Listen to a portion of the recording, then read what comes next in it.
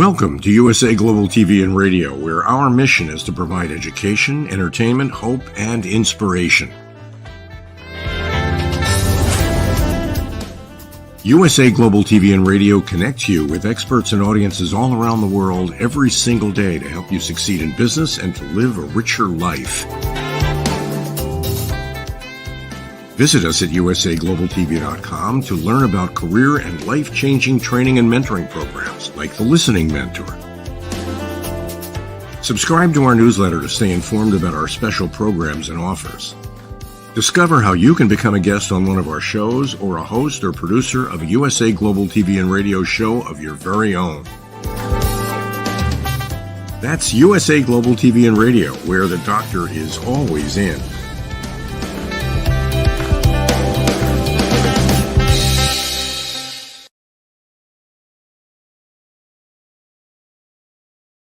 Howdy, all y'all. This is Red O'Loughlin, the Talking Head show today on the USA Global TV and Radio Network. And today we're also in partnership with the E360 TV audience. So good afternoon, good morning, good evening to the worldwide audience. And if you can catch the show live, great. If you can't, YouTube is a good place to go for the archives. So with that, let's go ahead and get started. Let me pull up my slide presentation for today and move over one. Disclaimer, I'm a researcher, never been a medical doctor, not in any part of the pharmaceutical field.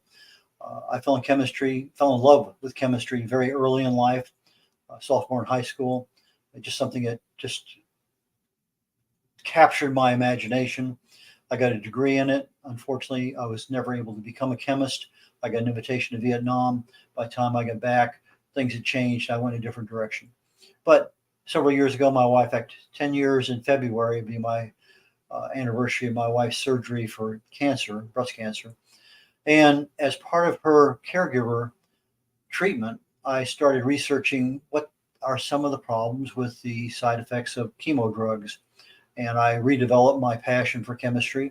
And I took it from there, starting to look at, from a bigger overall health and wellness perspective, what causes us to grow older, what causes different kinds of diseases.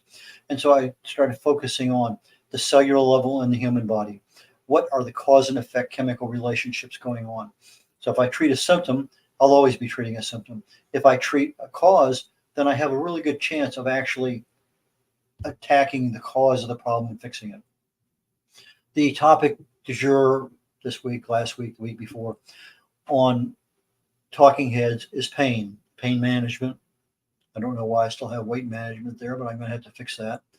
But pain management and pain, like weight, is individual. Everybody has different responses to the same thing. It's because it's so complex.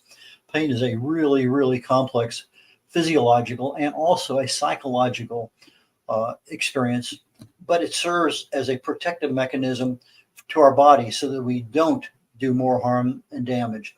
In other words, I put my hand on top of that hot stove, I take it away immediately. I learn a lesson. Something hurt me. I don't want to do that again.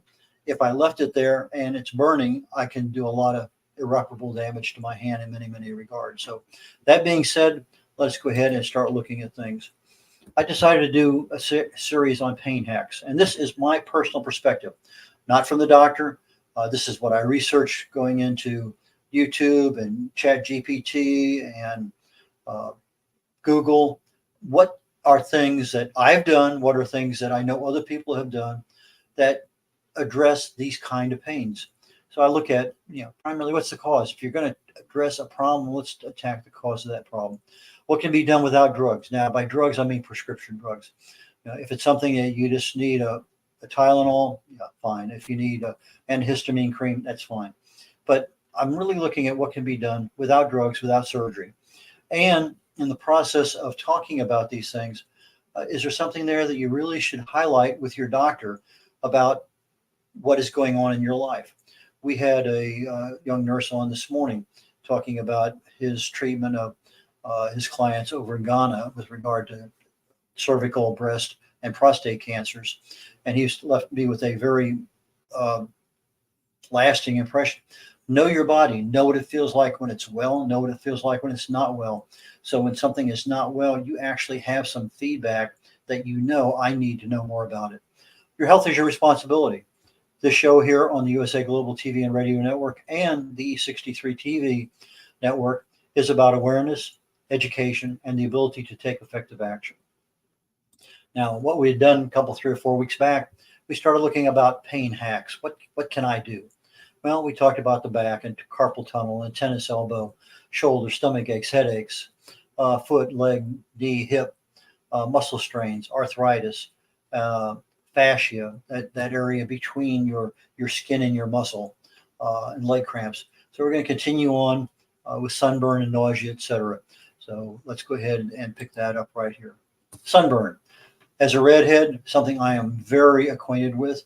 I have been sunburned so many times in my life. In fact, in boot camp, I get sunburned so badly I had to wear a hat, and I was chastised is probably a very mild word by every drill instructor there, because I was the only one walking around with a group of people with a hat on, because the doctor said to wear a hat. I had to wear one, and I had to explain that to every drill instructor I came across. But sunburn is exposure to the sun, actually too much exposure to the sun. Reddened skin, painful to the touch, opens the door down the road for skin cancers. Generally not for several years, 30, 40 years maybe, that you can probably get away with life and not have a problem, because it takes a long time for those to build up. But the sunburn in and of itself, the first thing you have is that radiating heat. And you can put stuff on it, but you still have that burning sensation. So there's a pain there. Sometimes you can spray stuff on it, it kind of cools things down a little bit, but you still have pain. You lay down, you have pain. You put a shirt on, you have pain. And then you get through that pain mechanism. Now you're into the itchiness. The skin just itches all over, and the skin starts to peel off. Well, I found out over time that I went from Noxzema to something else, and spray this and spray that. To me, probably the most effective, best use of any kind of treatment for sunburn is coconut oil. It's an amazing product. If I put it on, it soaks into the skin. It really and truly prevents a lot of peeling, takes a lot of the heat out. It's an amazing product. I've been blown away by how effective it is. I've even gone out and played golf, and about every 30 minutes, I'll apply coconut oil as a sunblock.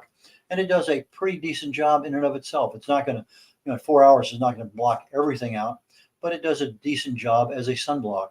Biggest problem I have with other sunblocks is just the amount of toxins that are contained in them. Nausea, something that we occasionally have. And if it's just something that's a one-time only, we may never know the cause. But if it's something that's there and it's causing a problem where you have vomiting, stomach ache, just an uneasy feeling in your chest, your stomach, there can be many causes of nausea. It could be something you ate, something you smelled. It could be just a feeling from stress. Lots and lots of things can cause a problem. Pregnancy is one. Motion sickness. I was an aviator in the Navy for 16 plus years, over 4,200 flight hours. And in the aircraft that I flew, Navy P-3 anti-submarine warfare missions, because the airplane is going this direction and I'm sitting this way to the aircraft, and we're down at 200 feet, 1,000 miles from nearest land, and we're constantly taking G-forces. I have motion sickness. I've had it most of my life. I got it for the first 500 hours I flew. I was constantly filling up barf bags. And then I flew a mission on a Tuesday. Seriously, I flew a mission on a Tuesday working with a nationalist Chinese destroyer and a U.S. submarine. I flew the exact same mission on Wednesday, the next day. Tuesday, I was sick. About 10 hours, we're flying very low level, bumpy all over. Next day, never been sick again in a P3. One day to the next is like a light switch. Don't ask me what happened. I don't know. But motion sickness can be very debilitating. Indigestion, as I talk, and stress being a big one.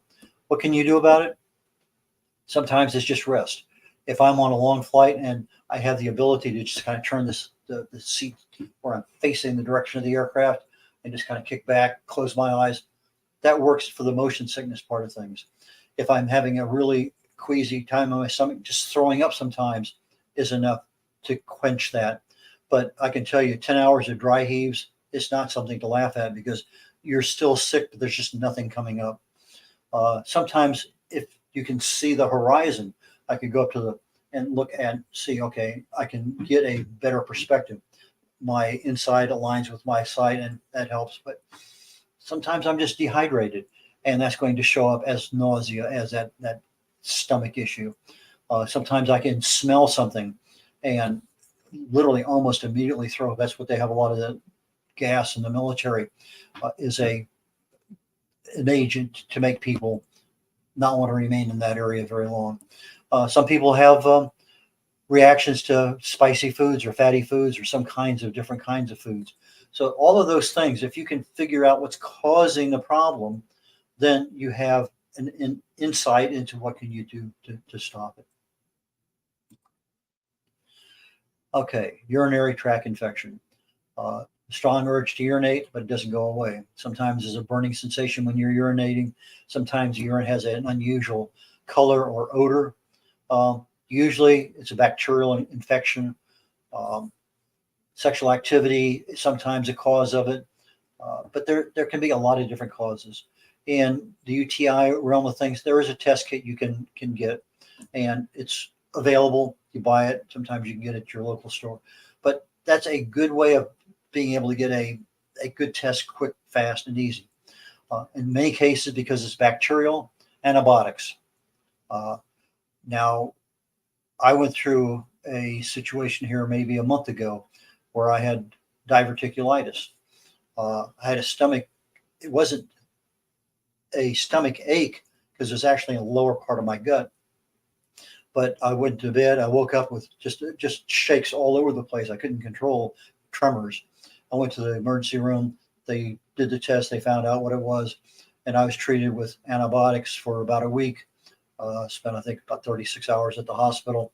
And then I came home and took antibiotics for another 7 days.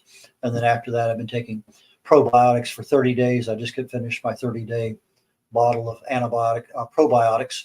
So if you're taking a lot of antibiotics to control a problem, you're destroying your gut biome. You really need to replenish that with a good bacteria. In many cases, just remaining hydrated is a major, major improvement. Oregano oil is a good source to address that UTI problem. We've heard cranberry being probably one of the best known and well-used ones out there. But garlic, green tea also are options that have worked for many, many people. Okay, let's talk about constipation, something that kind of happens to a lot of us on an infrequent basis. And we're not talking about 1 or 2 days. That's not an uncommon thing. But some people have very loose bowels for a long period of time. Some people unable to go to the bathroom at all. But generally speaking, when constipation is defined, they're saying not going to the bathroom at least 3 times a week or something lasting more than 3 weeks. If it's lasting more than 3 weeks, absolutely, definitely do not pass go. Go see your doctor. Generally speaking, anything longer than 10 days, in 10 days, what's going to happen? It's either going to get better, get worse, or stay the same. If it gets better, no big deal. If it stays the same, that's a clue. If it gets worse, that's an even bigger clue.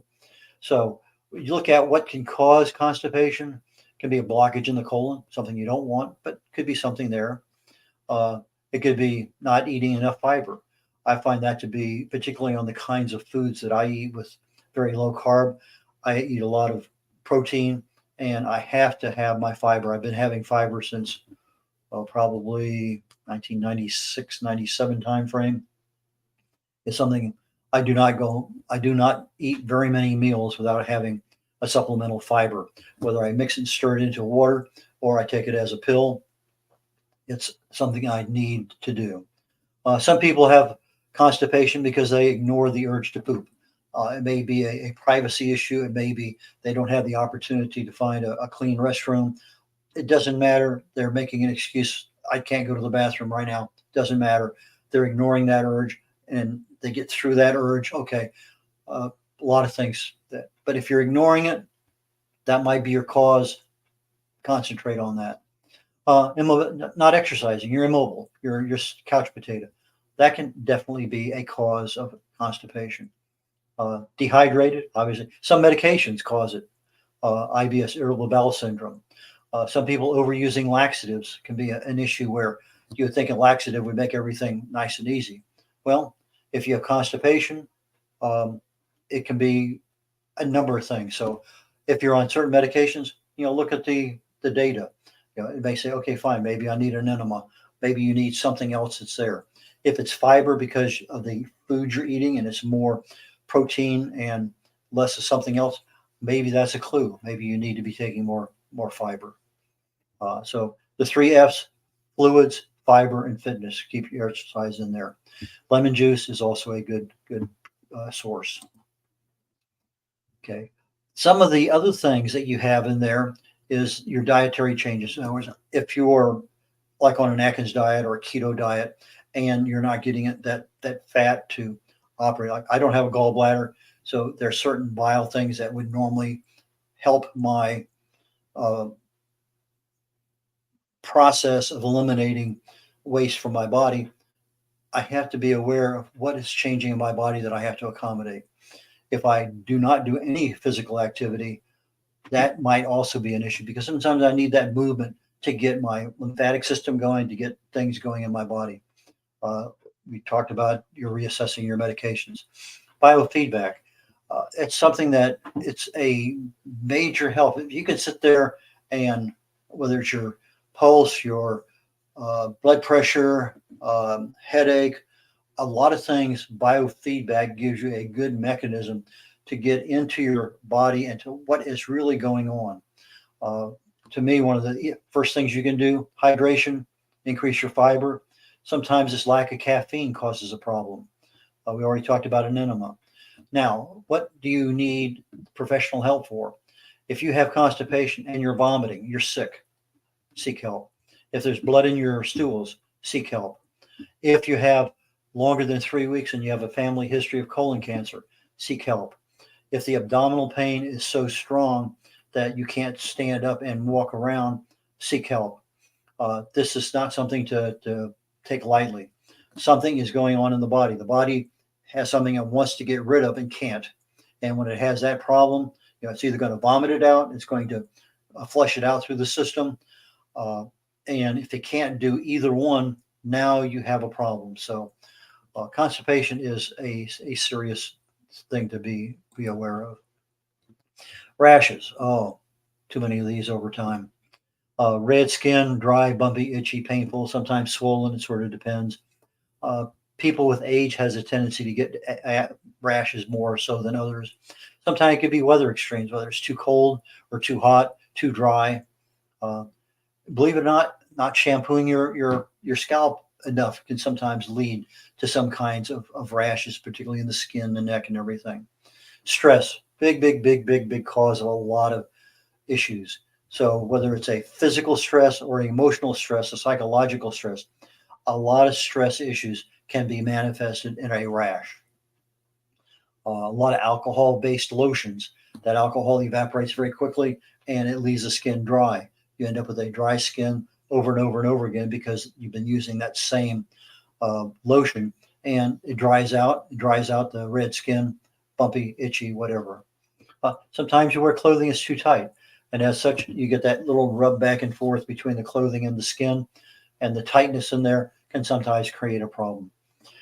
There's certain health issues out there, depending on what you have, that can be a major cause of red skin, dry skin, itchy, bumpy, swollen. Um, and I was looking this thing up on the internet, and it kind of, whoa.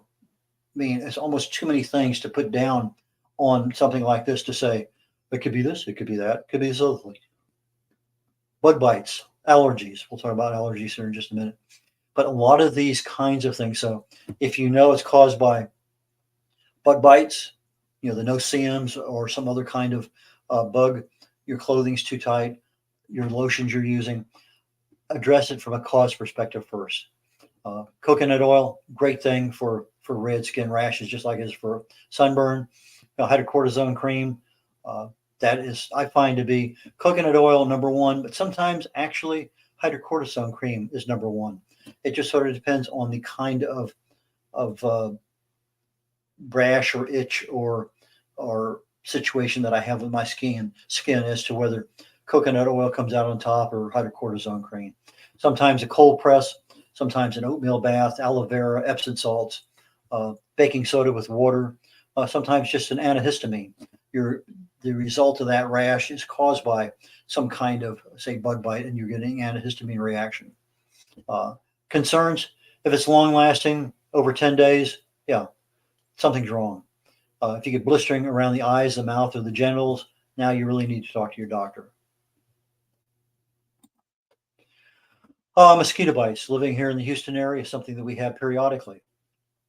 Um, Typically, you'll see little bumps on your skin. First couple times, they just be really itchy. About 20 minutes later, if you itch it long enough, you may end up actually with a really red rash. Most of the time, they go away in 3 or 4 days. It's not a big deal, but I find that, let's say I get a bug bite right here on my arm. If I go and I put extremely hot water, in other words, I run the faucet as hot as I can possibly run it, and I put my arm under the hot water, as long as I can stand it, I move my hand out, put it back under. That will almost eliminate literally everything, the itch, the pain, everything with that mosquito bite. You may still have that little bump where the mosquito bit you at or some other bug, but that hot water works amazing. Cold water does the same thing. You're suppressing that histamine reaction under the skin. So anything you can do to adjust to treat that histamine reaction. Hot for me works better than cold. Baking soda is one, rubbing alcohol is another. A lot of things there that will work. Sometimes they work for 5 minutes. You got to go back and put it on again. Go back, put it on again. But for me, hot water. Now let's say that it's on a leg. I can't say my knee, and I can't get my knee up into the sink. I just take a washcloth as hot as I can get it, put it down on my knee, do the same. Just go back and forth 3 or 4 or 5 times. So there are ways of getting something really hot into that area where you're bit. Mosquitoes like dark clothing, carbon dioxide, are exhaling. Pregnancy, that's one that attracts mosquitoes. Alcohol, skin bacteria. They hate the smell and aroma of a lavender, citronella, peppermint, basil, cedar. Cedar is one of those things you can actually take your fertilizer spreader. There's a cedar side, and you can actually spread the cedar around your house, keep them away. Eucalyptus, lemongrass, rosemary. I found that garlic, granulated garlic, I can put in my fertilizer, and I go around and just spray my yard with garlic. It smells like an Italian eatery for about 2 days, but it lasts for almost a month if I don't get a lot of heavy downpours. Allergies. It's immune response to something abnormal or some foreign substance. And it could be water, itchy eyes, runny nose, rashes. It can be sneezing, hot, lots and lots of symptoms. Stomach cramps, vomiting. Antihistamines, good choice, especially if you don't know what it is. Exercise sometimes works very well. Nasal irritant, if you can clean out your nasal passages. Vitamin D and vitamin C. Acupuncture works very well. Quercetin, omega-3, fatty acid, bromelain, probiotics. I noticed that I was in New Orleans, and 3rd year in a row, I'm in my doctor's office. My eyes are watery. Everything's wrong. And I looked at my records back when they were in paper.